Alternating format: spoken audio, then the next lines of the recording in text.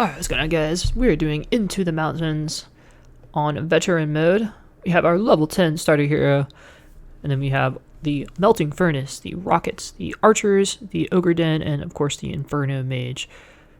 Now for the upgrades, I have a fully upgraded tree, given that this is the elite level with the demon guards and the inferno nova. Let's go ahead and get into the level. Okay, so starting off at this level, we're going to put an Inferno Mage at this really big roundabout area. It's very nice, covers both lanes. And then we're going to put another Inferno Mage and a Furnace. You could probably reverse the position of the Furnace and the Mage, but I feel like the Inferno Mage is in a really good spot there. It covers both lanes. And then we're going to put an Archer and a Artillery. And by starting this level, we're going to have a fully upgraded Inferno Mage. Everything else is level 1. Feel free to immediately drop your reinforcements and your hero power on the top center lane. Well, top of the bottom lane. It's like 3 lanes. Top of the bottom. And we're going to, just to get this cooldown started, and we're going to move our hero over here. The reason why we need a fully upgraded Inferno Tower to start with is, of course, for the Ice Mages or Ice Giants that are going to come. Those things are absolute pests. We got a pretty reasonable soul impact reset. It's about half. I'll take it. I was thinking Into the Mountains. You know, that sounds like some kind of Lord of the Ring inspired name. Almost like a song. You could... What is that song they sing in Lord of the Rings and The Hobbit, like when they're meeting Frodo or meeting Bilbo Baggins? Anyway, the droughts are going to come. That's why we have our Archer Tower and the Furnace. And we're just going to use our hero. He's going to do pretty good stalling, and then use your Soul Impact when you have it up. The first wave is pretty simple, but we have to have that level 4 Inferno Tower for the second wave. Otherwise, you just get run over. And you can see the Ice Giants. We really want to kill off all these droughts so that the Inferno Tower can focus solely on the Ice Giants. We're going to stall him out a bit and clear off the rest of these droughts. And that'll give us plenty of time to kill off the Ice Giants. You can see them now coming both ways. What we really don't want to do is waste charges or waste shots on our Inferno Mage killing droughts, because that would be a lot of missed shots on these Ice Mages or Ice Giants. Specifically because these things are very tanky and they do a lot of damage to our hero, so we want to maximize the amount of time our Inferno Mage is spent hitting this guy. And we're going to do a little bit of fancy footwork here, moving our hero back and forth and having these Ogre reinforcements or Ogre dens do a little bit of stalling. Between that and our reinforcements and hero power, should be ample amount of stalling. Right as your hero is about to die, just move him back so he can heal.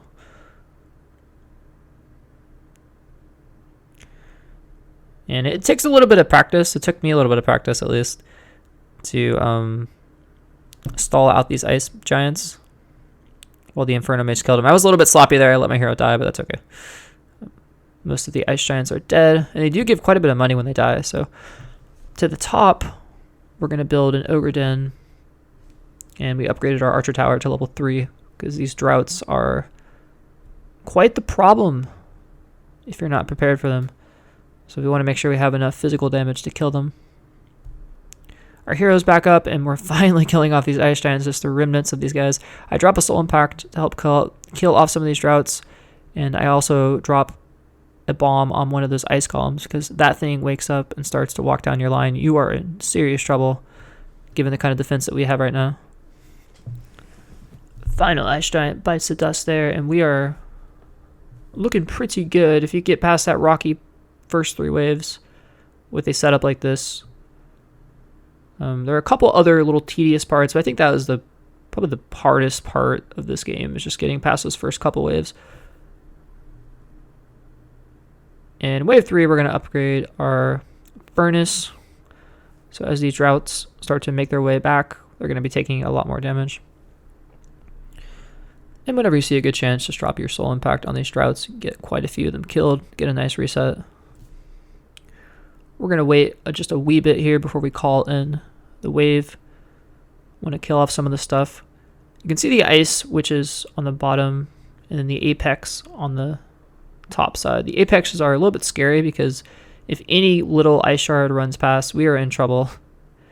There is nothing stopping these guys from just running past our defenses right now. So we really have to make sure everything dies at the top, right at our choke point. And at the bottom, we're keeping the ice witches busy and dropping a soul impact to kill them off as they start to clump up.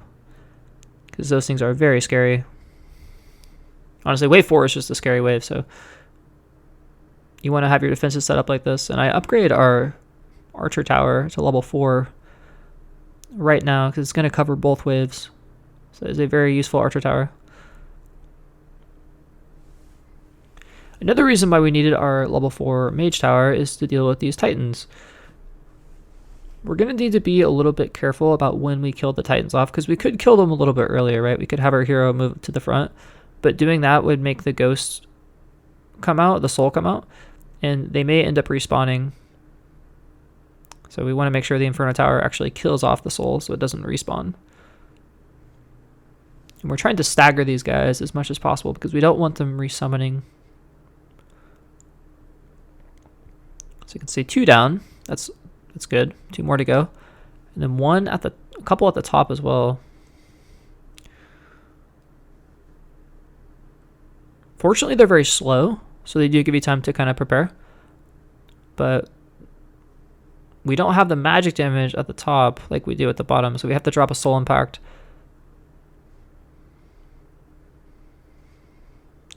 And we have quite a bit of money.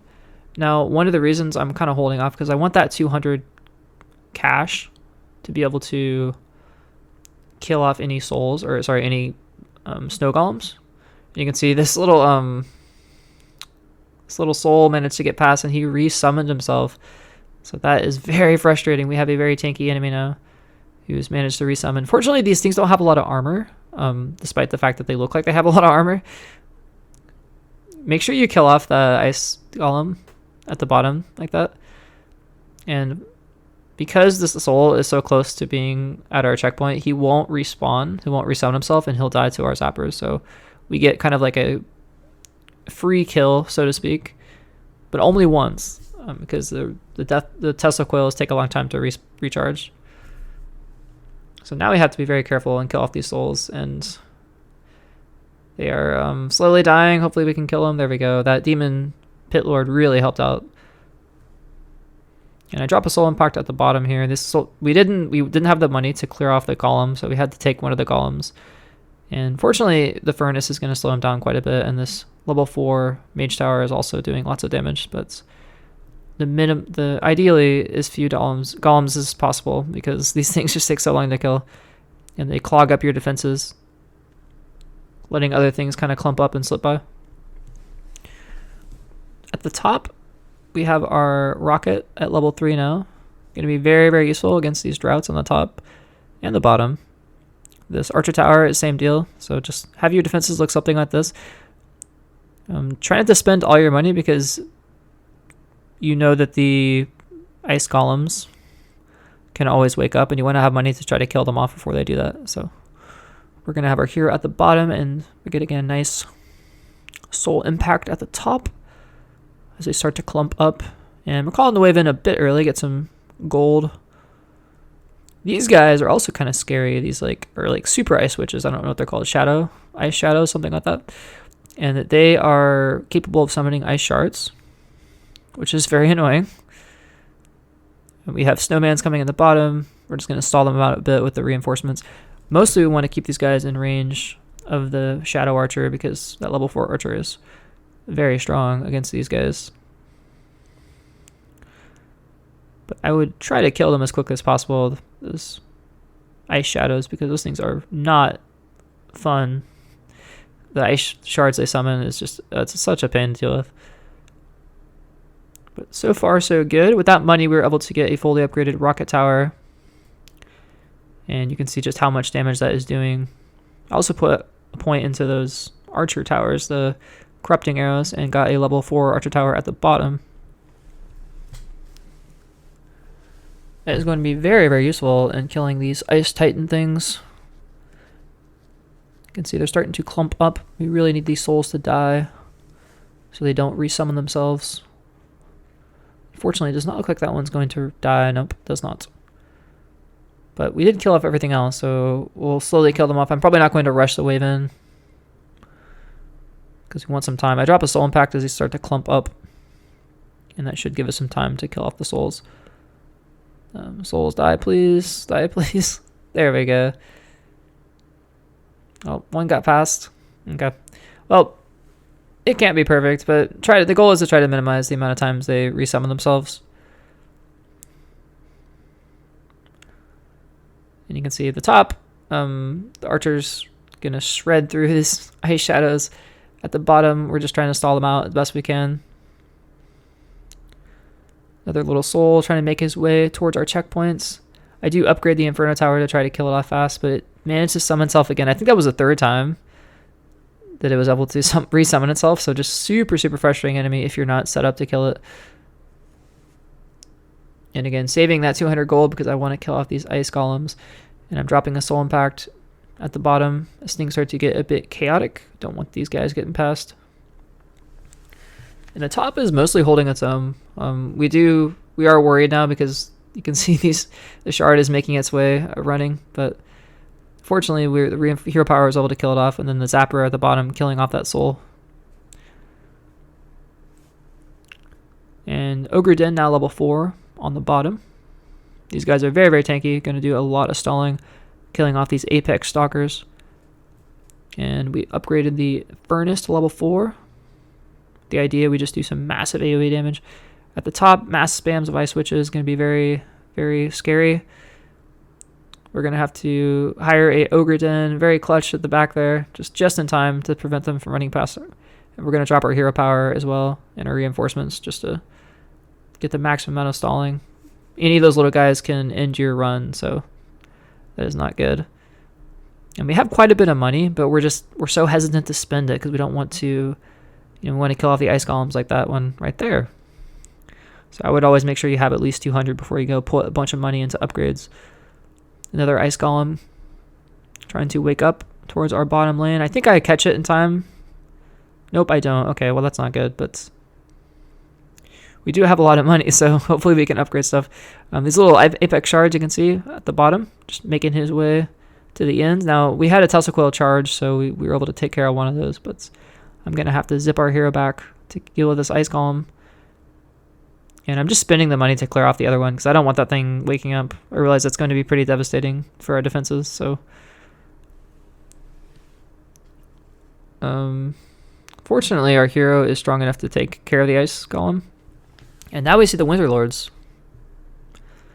These things are what you have to worry about. Probably the most insane enemy in non-boss enemy, I should say, in Kingdom Rush, at least in Vigilance.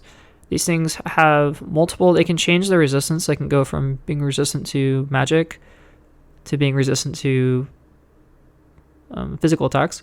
And they also have an attack they use, which basically curses your guys, including your hero, which does damage over time until your character just dies. Like you can see, they turn this little ice, they kind of turn a frozen color, and they essentially get poisoned, and they will just start taking damage until they finally die. And they die fairly quickly too, so these things are very scary. You're going to need to have a good mix of damage. You really want to try to clump them up and kill them as fast as possible. Now our hero is just going to die. He's poisoned. He will die. There's no way to heal him. So I would just run him into something and let him die quickly so he can respawn. I don't know why I have my hero just chilling back there, but you can see he just finally died. At the top, we get a level 4 Ogre Den. And we got to be careful. These ice golems, I clear one off. There we go. And there's one, maybe two. Yeah, 2 more ice golems left. Always make sure you have that money. Now, that was a pretty fortunate time for our hero to die, though, because there's nothing too scary going on. But just keep that in mind. If you're going to run him in to kill the ice guys, the ice lords, there's a good chance that he will get poisoned and die. So you got to be ready for that. If you're not ready for him to die, then just pull him back. Make sure he does something else. Alright, so more Ice Lords coming in. I'm going to try to kill off the other stuff first, so we can focus on these Ice Lords. They're coming in the top and the bottom, so I am upgrading our Mage Tower at the top. I'm getting my Ogre set up so they can stall him out a bit. I'm even running my hero over here. And we can see the Ice Golem is waking up at the bottom. Don't have the money. Oh, we do have the money. Okay, good. Nice clutch kill there. These Ogre Den in the back there being very, very clutch. I'm running my hero down. He's poisoned, but he'll still be able to stall a bit. And this is the 15th wave, so if we can make it past this final little push here, we should be fine. With this upgraded Ogre Den and this Archer Tower, that is just enough to finish him off. You can see the final Ice Golem did wake up, but because he's caught up with our Ogre Den and the Inferno Tower, he'll just die. So, very slow, but we got it. Didn't even have to sell towers. Nice. And with the last Inferno Mage shot, he is dead. Then that is the end of the level, so oof. Very, very frantic, but we finished. Hope you guys enjoyed that. I will see you in the next video.